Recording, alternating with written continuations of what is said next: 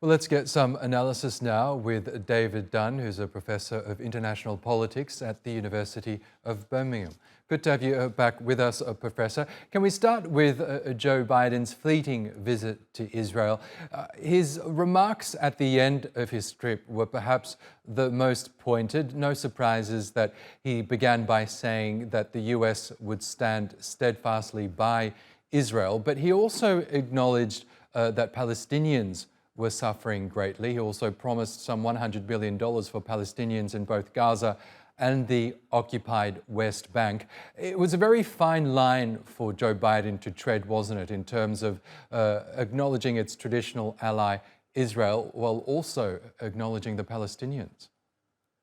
Absolutely. The US is trying to keep a lid on this, and Joe Biden's diplomacy was intended to be balanced and even-handed. Balanced by, of course, his plans to go to Jordan and meet the leaders of Egypt, the West Bank, and Jordan itself after this trip.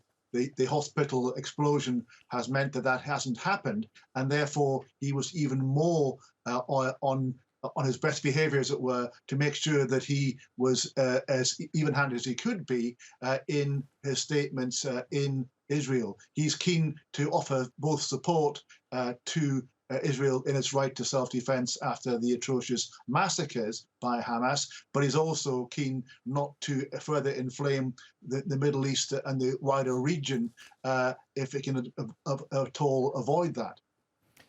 And Professor, we also know that Biden, in his remarks before he left Israel, he said that Israel was a democracy and that as a democracy they must live by the rule of law and the law of war, and that they must protect the fundamental dignity of human life. Do you think this was perhaps a thinly veiled way of calling on Israel to exercise some sort of a restraint in its attacks on Gaza? Absolutely, and it wasn't that thinly veiled. Diplomacy can happen behind closed doors, and there's been a lot of that going on. And Tony Blinken, the Secretary of State, has been doing that probably forcefully in Israel.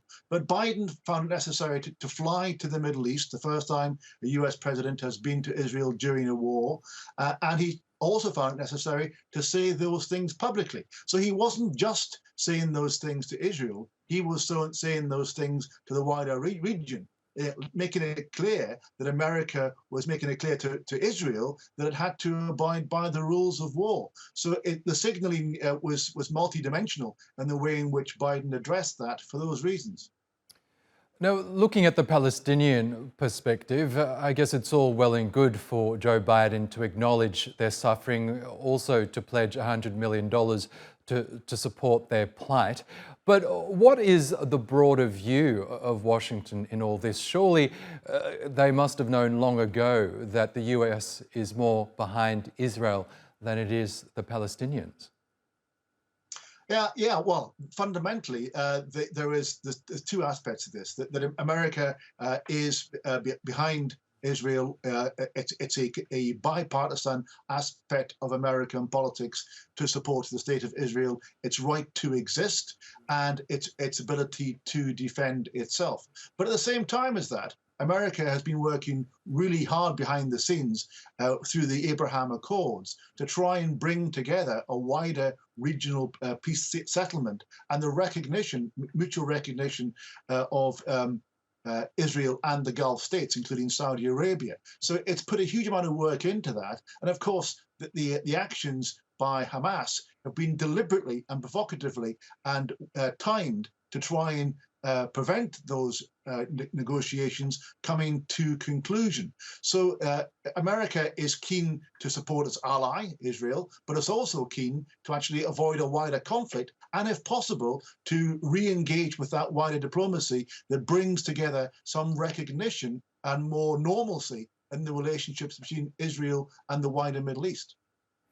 And just briefly, Professor, before we go, Joe Biden also reiterated his support for a two-state solution. That's been US policy for decades now. But at this point, how serious is a comment like that?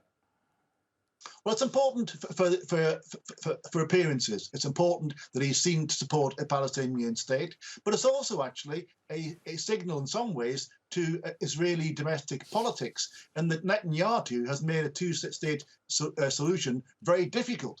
Netanyahu probably will not survive this crisis as the Israeli leader, and what comes next is partly what Biden was making that statement about. Okay, Professor David Dunn from the University of Birmingham. We'll leave it there for now, but thank you as always for joining us.